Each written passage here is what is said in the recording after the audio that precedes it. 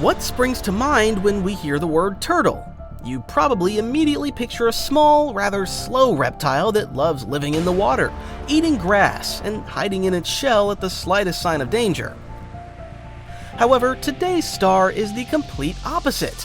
It has only one thing on its mind: who to bite. You're watching Animal Time, and today we're going to see what a caiman turtle is capable of in action. Hurry up and give us a like and subscribe to the channel, otherwise the turtle is already crawling after you and will catch up much faster than you think. Meet the egg. Just an egg, you might say. What danger could possibly lurk inside? Well, a hatchling of the world's most aggressive turtle is about to emerge from it.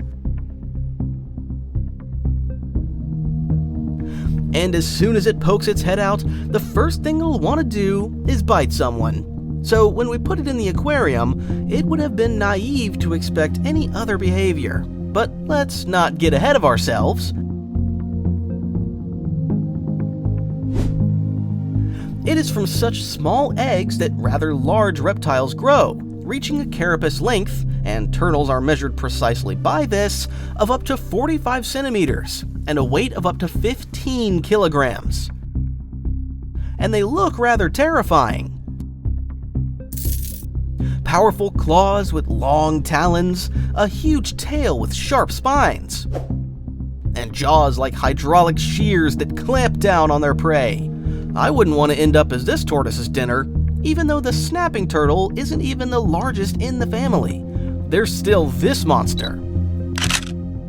The alligator snapping turtle is like an ancient reptile brought back to life, weighing up to 90 kilograms and possessing a powerful jaw capable of crushing anything in its path. Let me know in the comments if you'd like to see this monster featured in a review.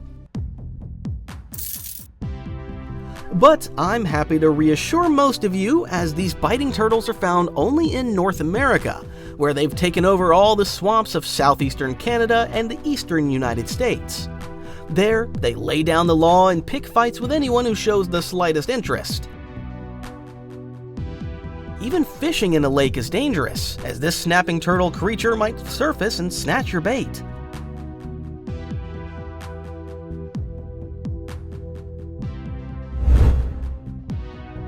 Outwardly, it is quite easy to distinguish the snapping turtle from other species. It usually has a large tail covered in large, sharp spines. This feature is the reason for its name, as such a tail is very similar to that of a caiman. The appearance is completed by powerful, strong legs with long claws and a sharp beak, which the turtles are not at all shy about using. Oh yes, and eyes shaped like a scope, so everyone knows who's boss here. To maintain their vicious image, they need to hunt absolutely everything, and snapping turtles do just that. They happily eat any carrion they can find. They hunt fish, frogs, crayfish, and other aquatic creatures. Even animals swimming across the water can fall prey to these monsters. Using its flippers, it pushes off from the bottom and accelerates to catch up with its target, and it does so rather quickly. Well, then its jaws come into play, from which there is no escape, and to achieve such speed, it had to sacrifice part of its armor. The fact is that the plastron, the lower part of the snapping turtle shell, is quite small.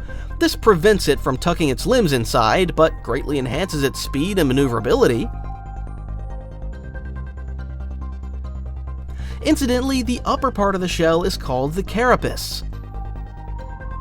And by a stroke of nature's grace, this creature is also endowed with a long neck that can extend up to 25 centimeters.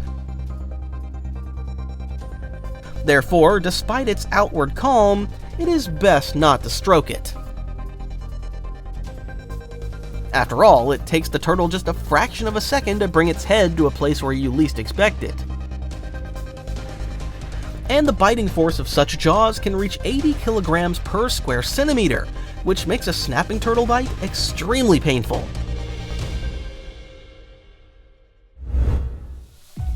And where there are painful bites, there's always Coyote Peterson. This chap wasn't afraid to stick his hand into the snapping turtle's mouth, although he did brace his hand with a wooden stick. Look how quickly the snapping turtle attacked. Ah! He missed the wood! And he's latched onto my hand. You alright? Ah! Yet it shows no hurry to open its jaws. Even pouring water on it doesn't help. Only rubbing alcohol helped Coyote free his hand. But even a small turtle like this leaves a mark like this on your hand. Just imagine what you might expect from larger specimens.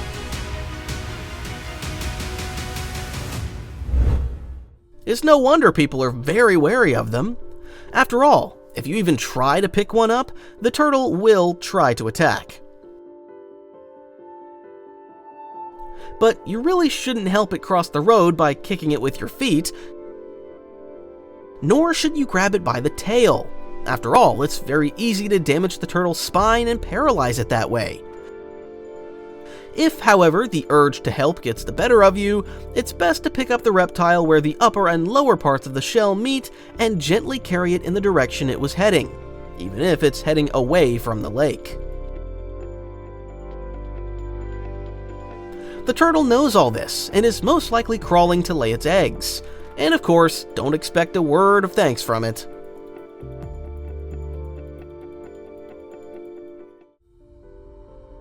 Speaking of eggs, mating in snapping turtles usually takes place in spring. After that, she digs a hole in a suitable spot and lays 20 to 30 eggs there. And after about 100 days, hatchlings emerge from them, which immediately try to eat someone. And the sex ratio of these creatures is determined by the temperature of the nest. The higher the temperature, the more males there are. So their population is in no danger.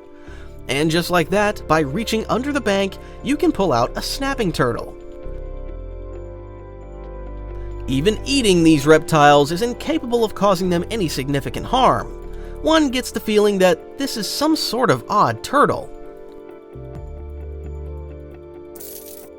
This is what most cold-blooded creatures do in winter. That's right, they hibernate. But the snapping turtle does whatever it pleases. It's getting colder, so we're moving on. The lake is frozen over, so we're crawling under the ice. Although, if it chooses, it can still burrow into the mud and sleep there until spring to become hungrier, and therefore even more vicious. Now, let's see what snapping turtles are capable of in action.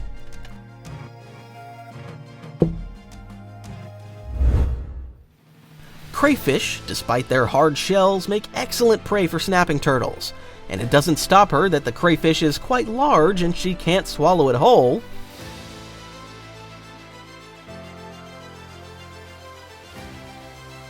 The turtle attacks persistently, trying to grab a bite each time. And after 10 minutes, there's nothing left of the crayfish.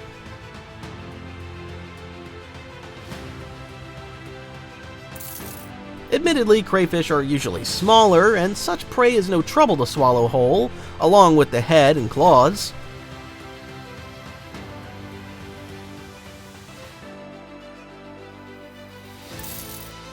But this little turtle surprised me the most. Despite its size, it managed to grab the crayfish whole in its mouth, although it did end up spitting it out. Truly, the eyes may be afraid, but the mouth goes ahead and does it.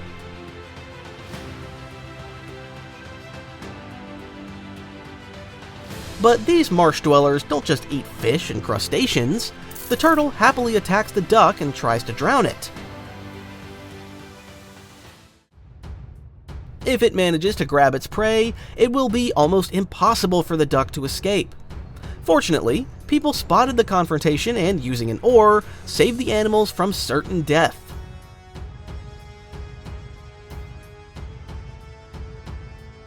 After all, if it weren't for them, that would most likely have been the end of it.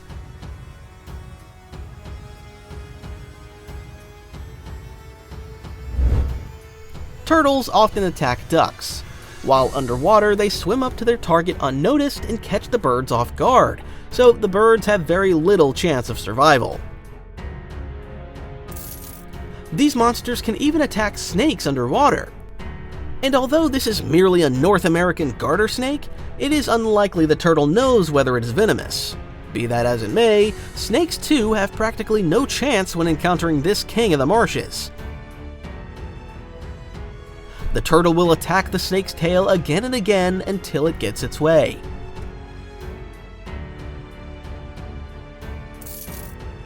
So it's no surprise that it boldly swims up to fishermen and tries to snatch their pike. And shaking the turtle off your catch is quite a challenge. More likely, the fisherman will remove the fish from the hook and hand it over to its rightful owner.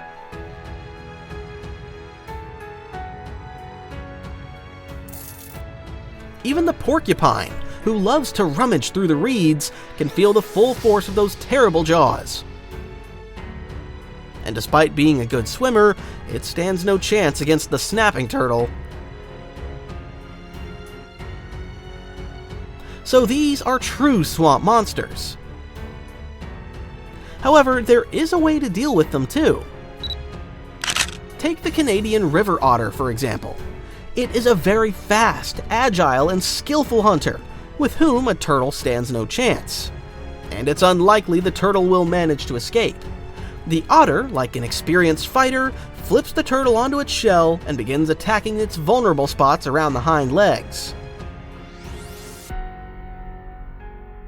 It's immediately clear that it knows how to handle turtles.